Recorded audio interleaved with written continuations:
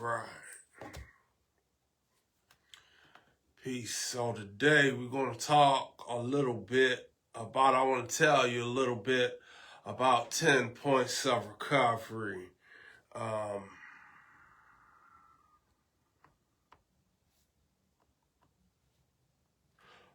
Hardware and software technology.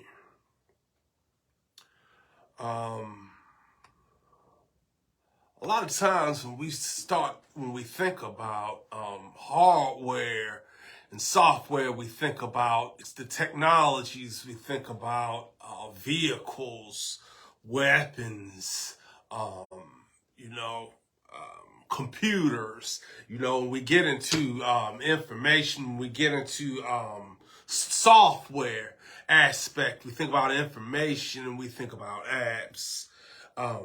But what I wanted to, the point that I'm making here is that these are not new concepts. These are things that we've been for millennia, for as long as humanity has existed. These are things that we have had. Your brain, your body, the brain, the body is hardware. The first vehicle, the first weapon that man had was his body, was his hands, right? The first tools was, 4 fingers and an opposable thumb. The first computer was the brain, The first software is the mind, being able to rationalize, think beyond what's right there, to be able to create. You know what I'm saying? So, and we've always been able to download and upload. We downloaded information from our parents, from our siblings, from our friends, the society. When a person would stand up in front of the masses and speak, same way I'm doing right now. I'm speaking and it's going out. Different people are hearing this. We're uploading information into the cloud. When something becomes common knowledge, everybody knows that, different ways and means that humanity has had of being cohesive, from sticking together, for building societies like religion, like different organizations, clubs, groups, like-minded individuals. This is pretty much the equivalent of cloud services, And so, things like social media, it's not new. It's not necessarily new.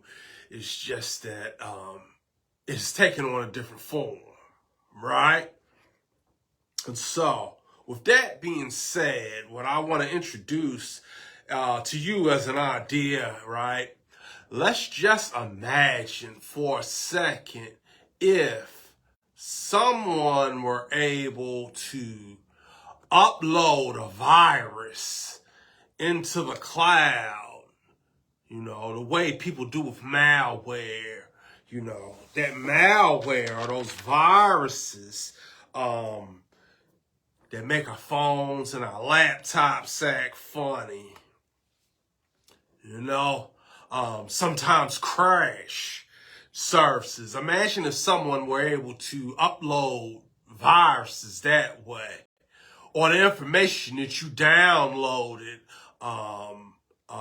from society, in whatever means, whether it was from your friends, whether it was something that you saw on television or a movie, or you heard through the music or whatever, was able to plant a virus, something that's detrimental, And so 10 points of recovery, and when we, when we think about it, we put it in terms of that perspective, I'm sure that by this point, you understand exactly what I'm saying, because that is exactly what's happening. That's what's been happening for the longest. This is what causes divisions, arguments, fights, wars, poor mental, physical health, is because of we download this bad information.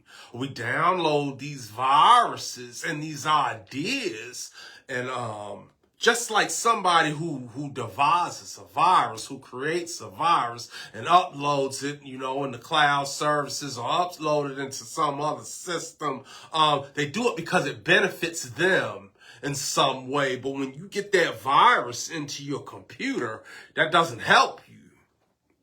All right. In no way does it serve you.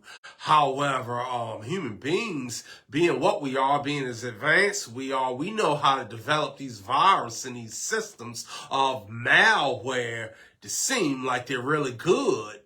You could be dealing with a virus. You could be dealing with a bad idea, a bad concept, something that doesn't really work for you, and love it. It goes back to that 1 to 36 degree. He likes the devil because the devil gives him nothing. Well, put it in perspective. What about that alcohol? What about those drugs? What about that anger, that frustration, that pain, that sadness, and a lot of these things that we hold on to that don't help us in any way? All it really does on the surface, what it does on the surface is it gives us some sort of good feeling temporarily, but ultimately it's tearing us down. It's detrimental. It's unhealthy, right? And so 10 points of recovery is virus protection. It's the simplicity that humanity has gotten so far away from. These basic ideas and these basic concepts, they get twisted, they get misconstrued by this bad information, by this malware, by these viruses that are spread out into the atmosphere. They're uploaded by humans into the human consciousness, into what we say, everybody knows that, in the different forms, and we get so far away from the simplicity that we forget. We forget the actuality. We forget what oneness really is. We forget how to take care of self. We forget why we should take care of self. And in many cases, many times, this truth gets so twisted, so misconstrued, that when you see the truth, it's unrecognizable. When you hear it, it angers you. And then in a lot of ways, shapes, forms, and fashions, doing the right thing doesn't feel right when you so used to doing the wrong things. So that's why I wrote 10 points of recovery. I wrote 10 points of recovery because it is the guide to get back to what's real. What we want, and everybody wants different things, but the bottom line is that what we want is to fulfill our purpose in life. But there's a lot of people out here who don't want you to fulfill your purpose because of competition. If you are dead set in your purpose and you doing what you were meant to do, then you become competition from somebody else who doesn't realize that you could help them, you could unite, and you both could do a better job at whatever it is you're trying to do. But sadly, unfortunately, we think in terms of competition. We think that it's about fights. We think that it's about division. But life is not about that, Life is about adding on. Life is about being fruitful and multiplying. That's how the world works. The world works through connection. The world works through agreement. The world works through understanding. The world breaks down, and the world breaks down through conflict, through disagreement, and those first conflicts start within self. So 10 points of recovery is a comprehensive guide to clearing out the malware, the junk, and the misconceptions that hold you back so that you can perform optimally, so that you can perform at optimal capacity, And so, this is just the tip of the iceberg right here, y'all. I got some more projects coming out that is really, really mind-blowing, where I really, really get a lot more provocative and get down into, the nitty-gritty of what's really, really going on and affecting these different communities that we have and how to reconcile humanity. But also, I have Reverse Racism. You can check that out. It's a good story. Reverse Racism is kind of like a allegory. It's allegorical. It's a good story, but it has a twist to it. You can check that out. Also got this really good spoken word I wrote, and it's called Fail-Safe Switch. The fail that keeps us safe from the actual aspect of reality, that makes us separate fact from fiction and what is from how we were trained to perceive things. So, it's a few things you could check out. And I had a good time telling you that. I just wanted to, convey that information. I woke up with that vision. And y'all have a good day. Peace.